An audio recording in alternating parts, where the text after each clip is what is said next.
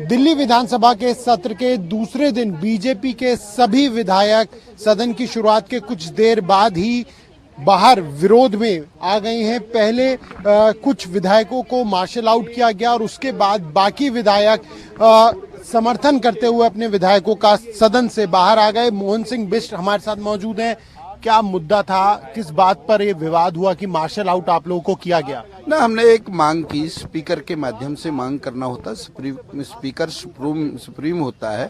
हमने कहा भाई भ्रष्टाचार में जिस प्रकार से ये सरकार पूरी तरह से व्याप्त है उस पर चर्चा होनी चाहिए और उन एक एक विषय को लेना चाहिए। यदि आज मुख्यमंत्री सदन के अंदर आ रहे हैं तो निश्चित रूप से उनको जवाब देना चाहिए, क्योंकि वो कट्टर ईमानदार हैं। और जवाब देना तो दूर की बात, वो स्पीकर द्वारा हमको मार्शल आउट करने का प्रयास, मार्शल आउट कर दिया और 6 के 6 विधायकों को बाहर कर दिया। अबे जी, रूल 280 के जरिए आप लोग अपनी बात तो रख ही रहे थे। आज उन्होंने रूल 280 में एक नियम बना दिया कि आप अपने विधानसभा क्षेत्र की बात रखोगे। अच्छा। ये स्पीकर साहब रोज नया नया कानून बताते रहते हैं। आज नियम 54 के तहत, नियम 55 के तहत विपक्ष अगर कोई विषय लेके आता है तो तुरंत अलाउ कर देते हैं। और 3 साल में विपक्ष का एक भी, सत्ता पक्ष को आप इतना क्यों छूट दे रहे हैं? और सत्ता पक्ष को अगर आप 2 विषय उठाने को दे रहे हो, विपक्ष को एक विषय तो उठाने दो। हम भी लोकहित वाला ही विषय उठा रहे हैं। सत्येंद्र जैन 7 महीने से जेल में बंद हैं, मसाज करते हुए पकड़े गए हैं, फिर भी मंत्री हैं। तो अब क्या लगता है, अब आज तो पूरे दिन आप लोग बाहर ही बैठेंगे, सदन में जाने की अनुमति नहीं है? पूरे दिन के लिए हमें बाहर किया गया है। 280 में मेरा नंबर 20वां था और मैं भ्रष्टाचार के ऊपर अपनी बात रखना चाहता था। आप देखिए कि 18 लोगों को बोलने दिया गया और जैसे ही मेरा नंबर भ्रष्टाचार पर बोलने के लिए आया तो उसको 280 को माननीय स्पीकर साहब के द्वारा बंद कर दिया गया। मेरा कहना यह है कि या तो आप 10 ही लोगों को बुलवाते जो आपने बिजनेस में आपने मेंशन किया था। जब आप 18 लोगों को बुलवा सकते हैं तो आप 20 लोगों को भी बुलवा सकते हैं। 20वें नंबर पर मैं भ्रष्टाचार के लिए दिल्ली सरकार से कुछ बातें कहना चाहता था, मुझे कहने का मौका नहीं दिया और आवाज उठाने के ऊपर मुझे सदन से मार्शल लॉ द्वारा बाहर निकाल दिया गया। अजय मावर भी हमारे साथ मौजूद है। सर, आप मुख्य सचेतक भी हैं। अब किस तरीके से देखा जाए बीजेपी के विधायकों की अगली रणनीति क्या कुछ रहने वाली है? निश्चित रूप से हम जनता की आवाज सड़क पर उठाते रहेंगे, प्रेस के माध्यम से उठाते रहेंगे, क्योंकि हमारे पास कोई साधन और नहीं है।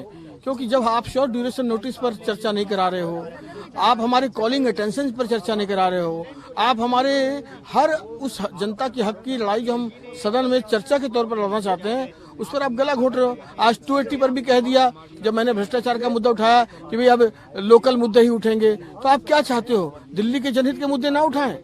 आप इस प्रकार हमारी आवाज को दबा नहीं सकते। हम सड़क से लेकर जो भी कदम उठाने होंगे जनता के बीच में जनता की लड़ाई लड़ते रहेंगे। यहाँ पर आप देख सकते हैं कि बीजेपी के जो विधायक हैं, सभी जो विधायक हैं वो यहाँ पर मौजूद हैं और अपना विरोध जता रहे हैं। और इनका साफ कहना है कि जब तक इनको बोलने नहीं दिया जाएगा उनका जो विरोध है वो जारी रहेगा। नेता प्रतिपक्ष हमारे साथ मौजूद है।